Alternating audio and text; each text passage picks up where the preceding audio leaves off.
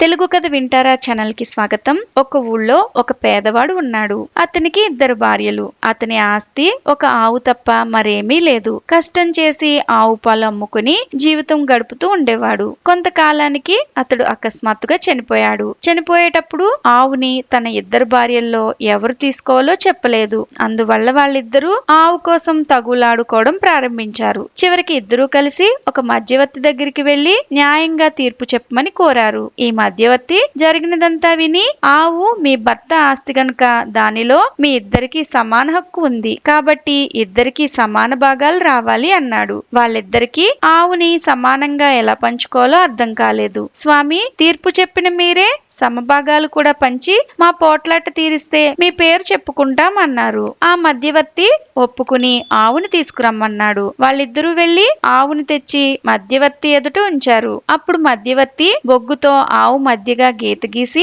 2 భాగాలుగా చేసి, సామాన్యంగా చిన్నవాళ్లు ముందు ఎన్నుకోవడం న్యాయ పద్ధతి కాబట్టి నువ్వు నీకిష్టం వచ్చిన భాగం ఎన్నుకోవమ్మా అని చిన్నామ వైపు తిరిగి చెప్పాడు. వెంటనే ఆమె పొదుగు వైపు భాగం ఎంచుకుంది. ఇంకా తప్పనిసరిగా పెద్ద సవితికి తల వైపు భాగం తప్పలేదు. అయినా పెద్ద మనిషి తీర్పుకు ఎదురు చెప్పలేక తిరిగి చిన్న సవితితో పాటు ఇంటికి వచ్చేసింది. మధ్యవర్తి చెప్పిన తీర్పు ప్రకారం మేత పెట్టడం పెద్ద సవితి వంతు, పాలు పితుక్కోవడం చిన్న సవితి వంతు అయ్యింది. పాపం పెద్ద సవితికి అన్యాయం జరిగింది. మేత నష్టమే గాని ఫలితం లేదు. ఏదో ఒక ఉపాయం ఆలోచించి పూర్తిగా ఆవు బాధ వదిలించుకోవడమో లేక సవితితో పాటు సగభాగం పాలతో అనుభవించడమో జరగాలనుకుంది. మరి ఒక పెద్ద మనిషి దగ్గరికి వెళ్లి జరిగినదంతా చెప్పి తగిన ఉపాయం చెప్పమని ప్రార్థించింది. పాపం అతడు చాలా జాలిపడి ఒక చక్కని ఉపాయం చెప్పాడు. మర్నాడు మామూలుగా చిన్న సవితి చెంబు తీసుకుని పాలు పితకడానికి ఆవు దగ్గరికి వచ్చింది. పెద్ద సవితి కూడా కొంచెం గడ్డి,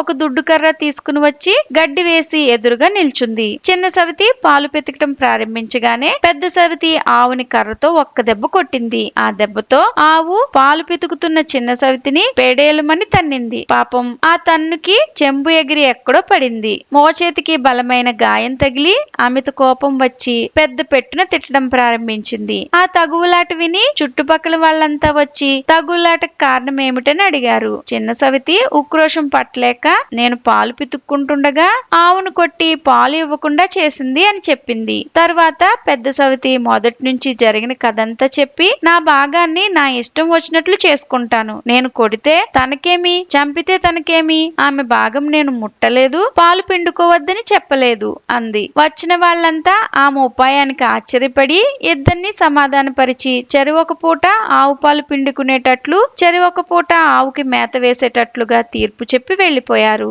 ఆ రోజు నుంచి ఇద్దరు సౌతులు మంచితనంగా కాలం గడుపుతున్నారు. ఇలాంటి మరెన్నో కథలు వినాలనుకుంటే తెలుగు కథ వింటారా ఛానల్ ని తప్పకుండా సబ్స్క్రైబ్ చేసుకోండి. మరొక మంచి కథతో మళ్ళీ కలుద్దాం.